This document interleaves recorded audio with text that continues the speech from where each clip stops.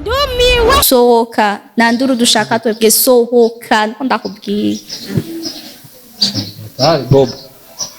Bob twigire twebwe je ndabona ibi bintu atari ari ngora genda kugenda umutwaye ndamutwara he je mutwaye nyene wamuzanye ndamutwara he afise inda yiwanje aha yashitse Bob nibituga nagende agenda gute sikia kwanza agenda gute we monta we mukobwa nikijuju we nagushikanye we guma ngahi wanyu haje nagushikanye nako dushaka genda hariya wasi kwa mimafu we nagushikanye hapa tu ubakie tu hapa mie Jesse ndimu agenda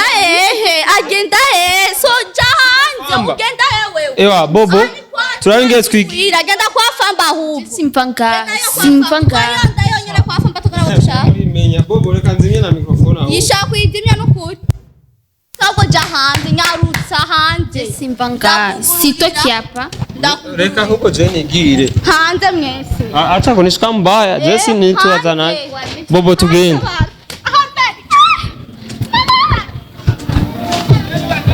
we Bobo bite rero umeze neza ukebwe ndashima Imana hama abakunzi banyishu meza nibagera ko baramutsa nabanje kuramutsa turi kumwe yitwa Montana muramuzi jewe ni Mr. Kauzi Mr. Twitter rero nkuko bisanzwe mwakinda mukanyo bivanye naho muri mwaramutse mwiriwe mumeze bien kubera ko bivana no mwanza kurabira ko kino kiganiro utibagira gura share comment cyangwa subscribe kugira ngo tubandanye tuwa mu ma TV amwe ariko akora neza abandanye bashikiriza ikiganiro uko bukene uko bwije today rero uyu murazi ko ari wa mukobwa sindamizina mwito mukobwa wa mudamu afise inda ya FAMBA aho byari byabaye tugasanga FAMBA yarayimuteye ntabwo aramwihakana today rero jewe namusemenye aho mushiki wa FAMBA ari mu muryango aho umuryango wa FAMBA uri cyo gituma nashimye yuko nza kugira ngo ndamuhuze nabo umushiki wiwe narambwiye ko nzobikora ariko uno munsi namuteguje ndamuzanye ndazi baza kunyakira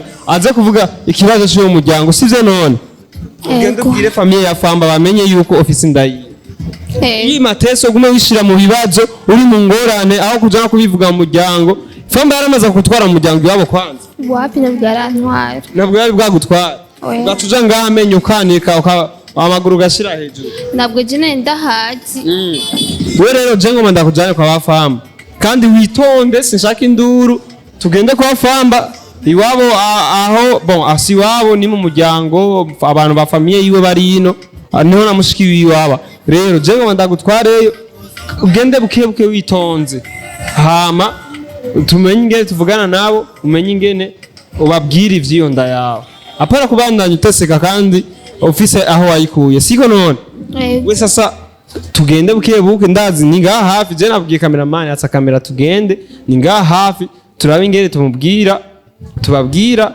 ivyiwawe hari yako bayijuwe bamenye ingene umerewe n'ingene ibintu vyifashe usibakiye mayo hari kandi ufise aho wakuye inda siko none dushaka ko babimenya vraiment none mama wawe mutoya gute kwanza nyene turabanye uko nyene ibyaronse nibyo turya ibyo turonse nibyo aya ni kirakire turasabikanya narakwirukana n'ubu none wapi nabwaranyirukana sha je ndisi nibaza yuko bizobandanya rero ni ngaha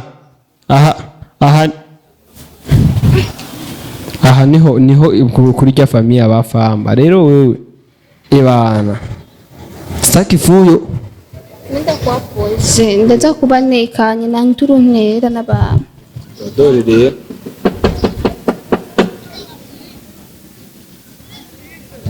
murahuguru yego ingo cameraman ni sawa dada uranyibuka ariko jewe umeze neza fresh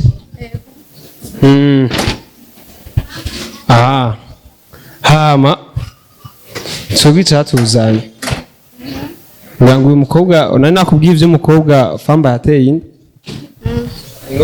ingo ngaha none ingo tubivugane neza kimya mie sasa jewe nk'umunyarusaku nahisemo kumuzana kugira ngo mumenye ivyiwe aze kubivuga mu muryango kubera ko urabona FAMBA aramwihakanye aguma ateseka wenyene. FAMBA aramwihakanye bona FAMBA bari bamenyeranye he?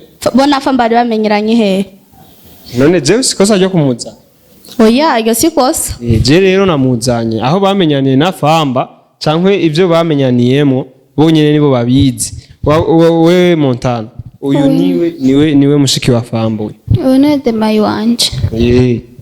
Didemayi we bigenze gute? None wumvise vya FAMBA we nawe umukuru wawe ntuzi vyarimo aho FAMBA atamwizanya amushikane nga mutwereke twege nitwege twovyemera kari bo bakundanye yo.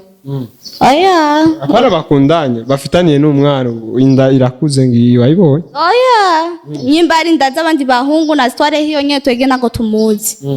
Nyimba barakweganye na FAMBA ni hiyo nyene twege ivyo twege navyo tubiziko. Montana Mambie wifi yako. Je ngize Imana ambi ko ramere nta musanze ngaha. Nje nawe kumubwira neza. Si kwa neza. Oya. Turi kwa anti wacu. Aha ni kwa anti ni haba. Ni anti wanyu. Ntiyari kumwakira basuye umukazana wiwe. Amwakira? Byo mukazana? Oya. Uwo FAMBA atashikanye twege twomemera gute ko ari Chanya anti yomwemera gutuyo. Na nuko vyoshoboka. Ni kibazo kweli. Montana wasikia bakukana kwabo ya FAMBA. Abazukanyikana. None tubwire. Mubwire basi kwari ndaye ko afise ndaye. Jenda afise ndaye FAMBA. Ndaye FAMBA wewe. Wewe mbona? Nyimba rubuga bungu mama mukwega nabo. Mbega niwe numva ngo mukundana na Pipiro. Njina nari nkundanye na Pipiro turahebana dukundana na FAMBA. None Pipiro mwabanye mupfoye iki? Barampingiye bona na FAMBA nyene birashika nyene FAMBA ndamukunda bipoce ndamuheba. Ndamuheba nyene. None abagupingira wo warakamari. Attention. Kwanza uyu ni demayi yakora ni mbanda yako yarakundanye na Pipiro ubu naho. Babikundanirane nta kibazo. Ahubwo ndagwaye pole. Nabakazana twege tuba dushaka nga kwa anti wacu. FAMBA yabura hazi.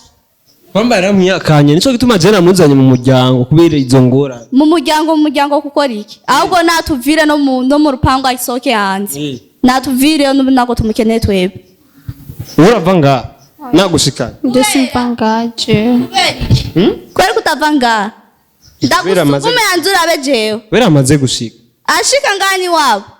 Iwabo na hazi. Hasi wabo na FAMBA. Oya ni kwa anti hasi wabo na FAMBA nyimbo shaki wabo. Nchibito kurazi cha Rugombo gendayo rero. Niyo na mera. Gendayo mchibito cha Rugombo rabe. Ahubwo ndusokere reka kugumutuzanira amayashu. Ngaha anti yomusanga ngavyo bikibazo. Josiane unasikia sasa mwe muangalie simu taongea saba demayi ndababise gato mvugana. Oya namanya afisa kuganira nabwo nasoke yanze. Nasoke. Simu taongea tu. Yaringe mvugana. Egera muvugane mubwire muyage. Jewe umanda ndi hagati ya.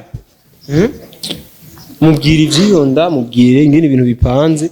Komsa bitubiyereweke. FAMBA yaransinda vraiment nahisha kamumenye ko ofisi nda ya FAMBA. Ofisi nda ya FAMBA mubimenye ko FAMBA ndamfitiye umwana we mu nda. Kandi ureke guhangayika. Mugenzi wawe n'umukobwa mugenzi wawe iko nahangayika mu barabara. Yaraye kabiri imisi ibiri yose arara mu barabara. Inda ya FAMBA. Baramwirukanye wabo. Baje nyimba ari we Montana nyene. Igihe mwakundana na FAMBA toge twari tubizi. FAMBA arigeza gushikana nga muhira. Ntabwo yigeze ahanyereka. Ntabwo yigeze akwereka. Ubu rero uraje n'indahe yakuze ngo FAMBA niwe yaneye inda. Nzi ko batera ibigori n'ibiharage cyangwa ufise imbanyi. Ufise imbanyi. Ugira umwana afise imbanyi ya FAMBA. Kandi si blague turimo. Imbanyi ya FAMBA. Rero cyo no gusaba FAMBA nabwo abangaha. Igeto y'urayizi nyimba ariyo mwahuriye mu genda muri ya geto ya FAMBA. Ariho umutegera. Utakuwa arakwica FAMBA nafyina uyihenze ukajajya akubwira ati ndumufyonzi w'ibiheresha genda yo mwahuriye je nawe ndahazi anti wacu nakuzi nabwe Yashaka kamenya menye je. Kakumenya nawe nimba atari hari. Ndamurindira nta kibazo. Nawe uhari abwo dusohokere. Sohoka. Nanduru dushaka twebwe sohoka. Niko ndakubwiye. Bob. Twigire twebwe je ndabona ibi bintu atari ari ngora. Genda kugenda umutwaye. Ndamutwara he je? Umutwaye nyene wamuzanye. Ndamutwara he? Afise indayi wanje. Aha yashitse Bob. Wewe nibituga. Nagende. Agenda gute? Sikia kwanza. Agenda gute? Wewe Montana, wewe mukobwa nikijuju. Wewe nagushikanye. Wewe guma ngahi wanyu haje nagushikanye. Nako dushaka genda. Hariya. Wasi kwa mimbafu. Wewe nagushikanye. Hapa tu ubakie tu hapa. Mie Jesse ndimu. Agenda so jahanze ugenda wewe. Ewa Bobo. Turaringe twiki. Agenda kwa FAMBA hubu. Simpanga. Ndayo nyene kwa FAMBA tukara gushaka. Menya Bobo reka nzimye na mikrofone aho. Yishaka kwidimya nukuri. Sako jahanze nyarutsa hanze. Simpanga. Sitoki hapa. Reka huko Jeni gire. Hanze mwese. Acha kunishika mbaya. Jesse ni tuwazana. Bobo tugende.